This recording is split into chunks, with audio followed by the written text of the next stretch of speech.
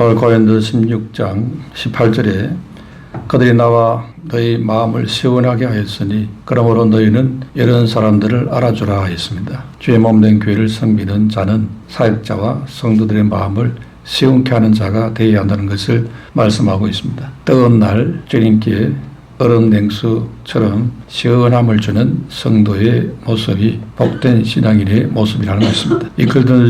일꾼들 중에는 주인의 마음을 기쁘게 하고 일의 결과를 좋게 만들어 모든 이에게 기쁨과 유익을 주는 종들이 있는가 하면은 반면에 주인의 마음을 힘들게 하고 그 일의 결과도 좋지 않아서 많은 사람들에게 불쾌함과 상처를 주는 사람도 있습니다. 오늘 본문은 바로 주님과 사람들의 마음을 시원케 하는 좋은 종들의 자세를 말하고 있습니다. 바울은 17절에 내가 스데바네와 브로나도와 아가이고가 온 것을 기뻐하노니 그들이 너희의 부족한 것을 채웠음이라 했습니다. 그리고는 스데바나와 브로나도와 아가이고를 소개하고 있습니다. 그러면서 18절에 그들이 나와 너희 마음을 시원하게 하였으니 그러므로 너희는 이런 사람들을 알아주라 했습니다. 스데바나라는 것은 멜관이라는 뜻입니다. 바울이 고린도 전도에서 유일하게 세례를 베푼 사람입니다. 브로나도는 행운이라는 뜻입니다. 종의 신분을 가진 사람입니다. 아가이고도 아가야 사람으로 노예 신분을 가진 사람입니다. 이들은 교회 일꾼으로 목회자와 주의 마음을 시원케 하는 자들이었다는 것입니다. 잠언 25장 13절에 정성된 사자는 그를 보낸 이에게 마치 추수하는 날의 얼음 냉수 같아서 능히 그 주인의 마음을 시원하게 하느니라 했습니다. 어느 한 소년이 시골에 가서 수영을 하다가 물에 빠져버렸습니다. 그리고는 죽음의 위기에 처했습니다. 그때 근처를 지나가던 농부의 아들이 그 허우적거리는 소년을 보고 뛰어들어가서 구원을 해 주었습니다. 그 소년은 너무 감사해서 그 농부의 아들을 다시 찾아가서 보답하고 싶다고 했습니다. 이미 그 농부의 아들은 청년이 되어 있었는데 그를 찾아가서 이제 앞으로 희망이 뭐냐고 물었습니다. 그러자 이 농부의 아들은 나의 소원은 의학을 공부해서 의사가 되는 것이라 했습니다. 그런데 의학을 공부하고 싶어도 돈이 없어서 할 수가 없는 처지였습니다. 그래서 청년은 부모에게 말씀을 드려서 그 농부의 아들이 공부할 수 있도록 해 주었습니다. 그래서 그 농부의 아들이 열심히 공부를 해서 훌륭한 사람이 되었는데 나중에 페니실린이라는 약을 발견하게 됩니다. 그것으로 노벨상까지 받았습니다. 바로 그 농부의 아들이 알렉산더 플레밍이라는 사람입니다. 그리고 그 물에 빠졌던 소년은 영국의 윈스턴 처칠이었습니다. 그런데 처칠은 2차 대전 중에 폐렴에 걸려 죽음의 위기에 처했습니다. 그때에 그 농부의 아들 플레밍이 발견한 페니실린 덕분에 또 한 번 살아나게 되었다는 것입니다. 이렇게 우리는 세상에 살면서 많은 사람을 만나게 되어집니다. 윈스턴 처칠이 만난 플레밍, 또 플레밍이 만난 처칠 같은 이런 사람이 만나서 복된 관계를 이루었던 것입니다. 사도 바울도 오늘 본문에 자신이 만난 좋은 사람들을 소개하고 있습니다. 그 중에 하나가 스데바나 가족입니다. 그리고 브로나도와 아이고가 있고 이렇게 노예 신분의 사람들도 좋은 만남이라고 소개하고 있습니다. 바울은 이 사람들을 어떻게 소개하고 있습니까? 18절에 그들이 나와 너희 마음을 시원케 하였으니 했습니다. 영어 성경에서는 그들은 나와 너희의 원기를 돋우는 자들이다 이렇게 표현하고 있습니다. 원기를 회복시킨다는 말은 헬라어로 아나파우라는 말입니다. 위로를 주고 세움을 주고 용기를 주는 사람이라는 뜻입니다. 말만 들어도 위로를 주는 사람, 또 그 누구에게도 소개했을 때도 좋은 사람으로 소개할 수 있는 사람이라는 것입니다. 우리가 이 세상 살아갈 때 이런 사람이 되어야 한다는 것입니다. 첫 번째로 시원케 하는 일꾼은 말씀에 순종하는 자였습니다. 올바른 순종의 모습은 하나님의 성도를 시원하게 만드는 행동을 하는 자인 것입니다. 16절에 이 같은 사람들과 또 함께 일하며 수고하는 모든 사람에게 순종하라 했습니다. 여기에 순종하라는 말의 언어의 뜻은 자신을 복종시킨다는 뜻입니다. 그러면서도 사도 바울은 스데바나의 가정을 모범으로 제시하고 교인들에게 자발적인 마음으로 그들에게 순종하기를 요청하고 있습니다. 초대교회 당시 수고하는 자들에 대해서 감사는 그냥 오히려 배척하는 자들이 많았던 시절입니다. 이런 것은 마음을 시원케 하는 자의 모습이 아니었던 것입니다. 하나님과 성도들의 마음을 시원하게 하는 자가 되려면 주의 말씀에 순종하고 수고하는 동력자들의 수고를 알아주고 함께 협력하는 자인 것입니다. 이런 자들이 있을 때에 주의 몸된 교회가 세워지게 되는 것입니다. 고린도 교회는 은사를 받은 사람들이 많았습니다. 그런데도 무질서하고 파당과 자랑과 혼란에 빠져 있었습니다. 왜 그러냐니까 지도자를 존중하고 겸손히 순종하는 법을 아직까지 제대로 배우지를 못했기 때문이었던 것입니다. 좋은 교회, 좋은 성도는 순종을 배워서 교회의 화합과 사역에 기여하는 자들인 것입니다. 교만하여서 자기를 자랑하고 높이는 자들은 막중한 책임을 안고 수고하는 자들을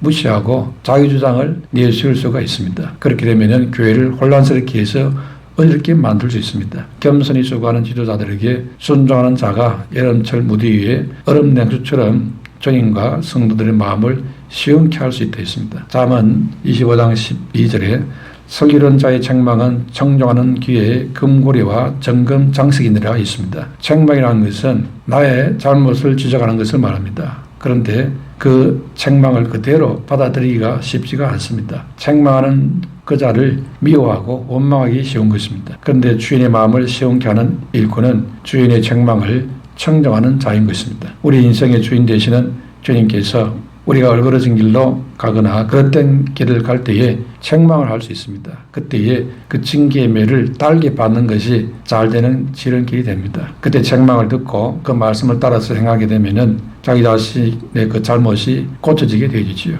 그러면 주님의 마음이 시원케 되는 좋은 일꾼이 되는 것입니다. 우리는 연약하고 부족하기 때문에 많은 잘못을 저지르고 넘어질 수가 있습니다. 이런 연약함도 우리 주님은 다 알고 있는 것입니다. 그래서 예수님이 베드로를 향해서 사단아 네 뒤로 물러가라 너는 나를 넘어지게 하는 자라 하고 책망을 했습니다. 그 책망을 하고도 예수님은 베드로를 끝까지 보살폈지요.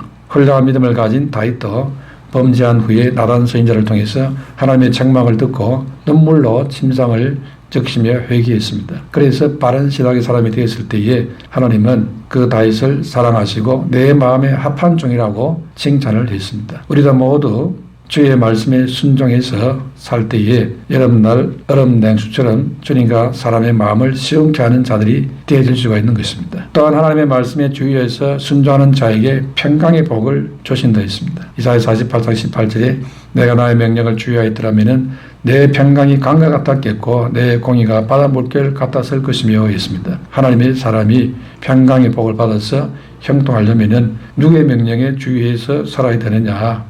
바로 주의 명령에 주의해서 살아야 된다고 말하고 있습니다. 주의 말씀에 주의하여 살 때에 평강의 복을 받는다는 것입니다. 주의 말씀에 순종할 때에 주님의 마음을 시원케 하는 자가 되어서 형통의 복을 받게 되는 것입니다. 그러므로 주의 백성은 주님의 마음을 알아서 주께로 돌아오는 자가 되어야 하는 것입니다. 그래서 이사야 48장 18절에 네가 나의 명령에 주의하였더라면 내 평강이 강과 같았겠고 내 공의가 바다 물결 같았을 것이며 하는 이 말씀이 성취되도록 해야 하는 것입니다. 우리는 하나님의 명령에 주의하고 순종하는 자가 되어야 됩니다. 그럴 때에 평강이 넘치는 삶을 살게 되는 것입니다. 이 사실을 잊어버리고 이스라엘 백성들은 살다가 평강을 잃고 말았습니다. 대련들이 하나도 없는 그런 백성이 되어버렸지요. 왜 안 됩니까? 분별력을 잃고 방황하는 그런 민족이 되었기 때문이었습니다. 신명기 32장 29절에 만일 그들이 지혜가 있어 이것을 깨달았으면 자기들의 종말을 분별하였으리라 했습니다. 우리는 주의 날개 아래 피하는 자가 되어야 됩니다. 그래야 풍족한 삶을 사는 복된 자가 될 수가 있는 것입니다. 그래서 다윗은 이렇게 고백했습니다. 시편 36편 8절에 저희가 주의 집에 살찐 것으로 풍족할 것이라 주께서 주의 복락의 강수로 마시우리다 했습니다. 그러므로 주의 말씀을 청정하고 풍족하고 안전한 삶을 살게 되시기를 축원합니다. 시편 80편 13절에서 16절까지에는 내 백성아 내 말을 들으라 이스라엘아 내 도를 따르라 그리하면 내가 속히 그들의 원수를 누르고 내 손을 돌려 그들의 대적을 치리니 여호와를 미워하는 자는 그에게 복종하는 체 할지라도 그들의 시대는 영원히 계속되리라. 또 내가 기름진 밀을 그들에게 먹이며 반석에서 나오는 꿀로 너를 만족하게 하리라 하셨도다 했습니다. 우리가 자기 고집대로 사는 자가 되지 말고 주의 명령에 순종하여 사는 자가 되어야 됩니다. 그래야 평안함이 넘치는 인생을 살아갈 수 있는 것입니다. 그러므로 주의 법을 사랑하는 자가 되어야 됩니다. 시편 165절에 주의 법을 사랑하는 자에게는 큰 평안이 있으니 저희에게 장애물이 없으리이다 했습니다. 사는 길이 형통하고 거침이 없으려면은 주의 법을 사랑하는 자가 되라는 것입니다. 그렇게 살기 위해서 항상 성령으로 충만하도록 은혜를 구해야 됩니다. 성령 충만을 이루면은 을을 따라 생각하고 평안함이 있게 되고 안전한 인생을 사는 복된 그리스도인이 될 수 있습니다. 이사야 선지자는 이렇게 대언했습니다.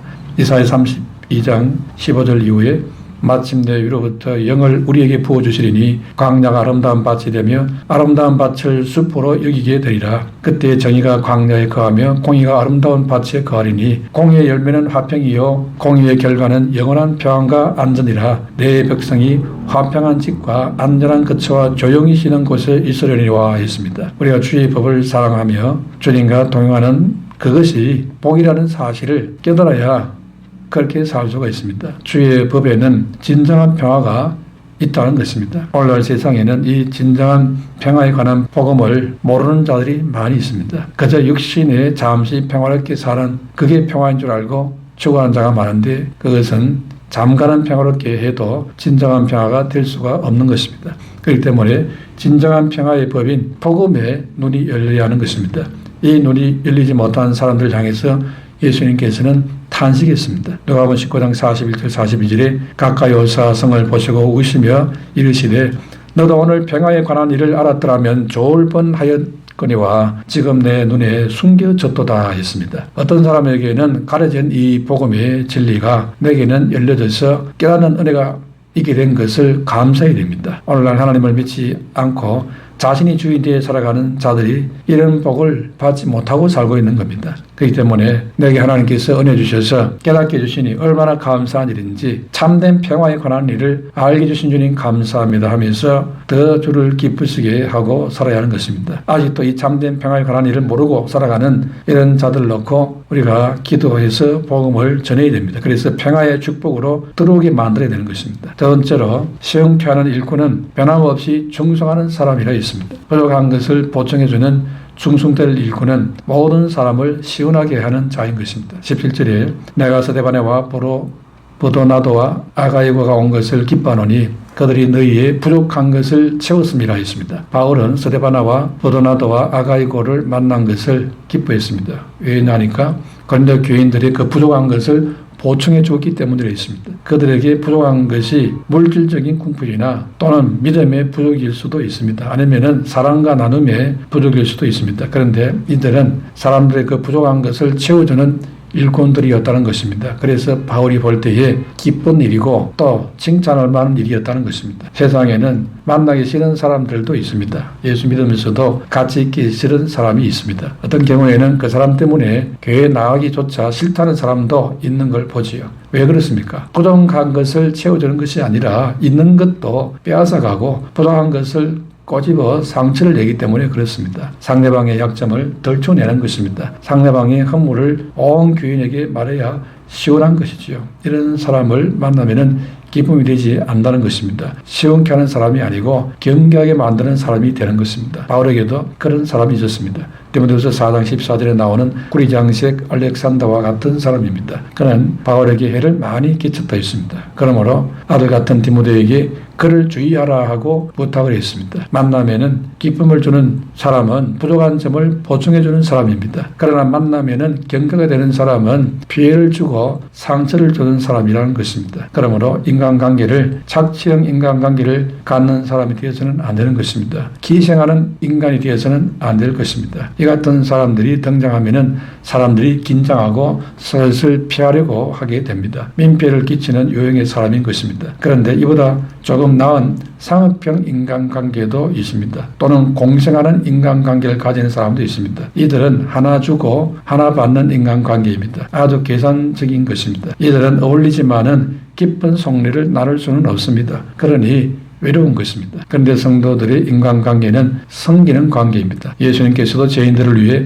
모든 것을 주시되 목숨까지 주시며 십자가에 달리셨던 그 예수님을 본받고 사는 자들입니다. 하나도 받지 않아도 10개 주는 인간관계인 것입니다. 아낌없이 주는 관계인 것입니다. 세상의 눈으로 보면은 그렇게 살면 손해일 텐데 이렇게 생각이 듭니다. 그러나 그렇지가 않습니다. 적어도 사는 것이 신앙인의 인생관이기 때문에 그렇습니다. 주면 가난해지는 것이 아니라는 것입니다. 오히려 주면은 부자가 되는 것입니다. 남을 배려해주고 내 자존심이 상하고 내가 낮아지는 것이 아니라는 것입니다. 남을 배려해주고 낮아지면은 나에게 유익이 있고 내가 높아지게 되는 것입니다. 이 관계는 사람들에게 인정받는 관계가 아니라 전능하신 하나님께 인정받는 관계인 것입니다. 사람의 칭찬 때문에 사람의 높여주는 것 때문에 하는 것이 아니라는 것입니다. 모든 시선을 하나님께 두고 있는 것입니다. 그래서 세상 차원으로는 도저히 이해할 수 없는 행동이 될 수가 있습니다. 모든 성김과 희생과 헌신과 죽음까지 하나님께서는 기억하시고 칭찬하시고 보상하시고 축복하시는 분이십니다. 그러므로 이런 믿음을 가질 때에 섬기는 관계를 가질 수가 있습니다. 이런 믿음의 인간관계를 갖게 되시기를 축원합니다. 세 번째로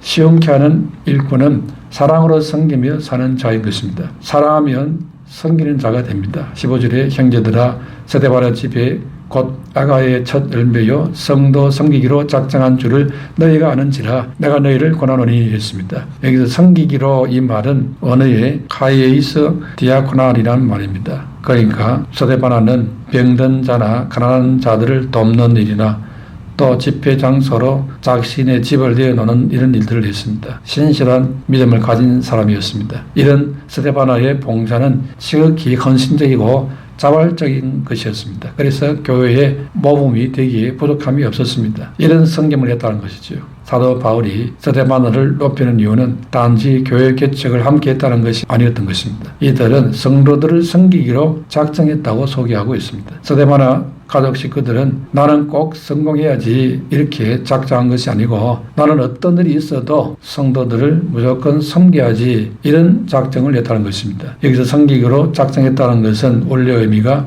섬기는데 중독됐다는 이런 뜻입니다. 스데바나의 집은 아가야의 첫 열매일 뿐 아니라 성도를 얼마나 잘 섬겼던지 섬기는 데 중독이 될 정도로 섬겼다는 것입니다. 사람이 높은 사람을 섬기는 것은 쉽지만은 모든 사람을 섬겨주는 것은 쉽지가 않습니다. 그렇게 하려면은 나는 섬기면서 살겠다 이렇게 단단히 작정을 해야 됩니다. 작정한다는 것은 스스로의 삶의 방법을 만들어가는 것입니다. 아무리 어렵게 생각되는 일도 작정해서 하나의 방법으로 만들어 놓으면은 어려운 일도 어렵지 않게 느껴지게 됩니다. 그래서 감당하게 되어지는 것입니다. 이것은 내 일이다. 내가 이 길을 가겠다. 결심했다는 것입니다. 15절에 형제들아 스데바나의 집은 곧 아가야의 첫 열매요 했습니다. 스데바나는 고린도에 살고 있었던 사람으로서 그의 가족이 아가야 지방의 첫 번째 성도가 되었던 사람입니다. 첫 번째 크리스천이 되었다고 교회 안에서 의시되거나 다른 사람을 무시하거나 하지를 않았습니다. 스데바나는 사람들 위해 군림하기보다도 도리어 다른 사람을 섬기는데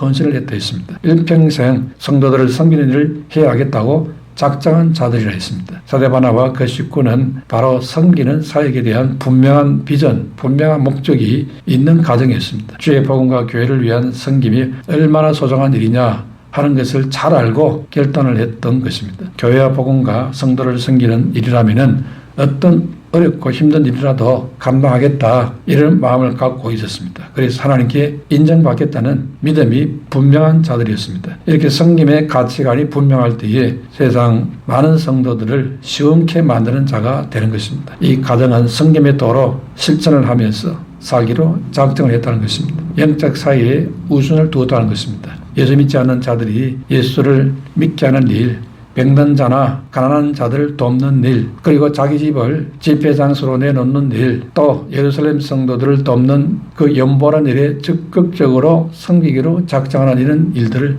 열심히 했다는 것입니다. 이렇게 세상을 시원하게 만들고 성도들을 시원하게 만드는 자가 되었기 때문에 하나님도 시원하게 만들었다는 것입니다. 우리가 이 세상을 살아가면서 우리도 주님 앞에 섰을 때에 하나님의 마음을 시원케 하고 성도들의 마음을 시원케 하는 그런 사람이었다는 평가를 받는 믿음의 사람이 되시기를 축원합니다.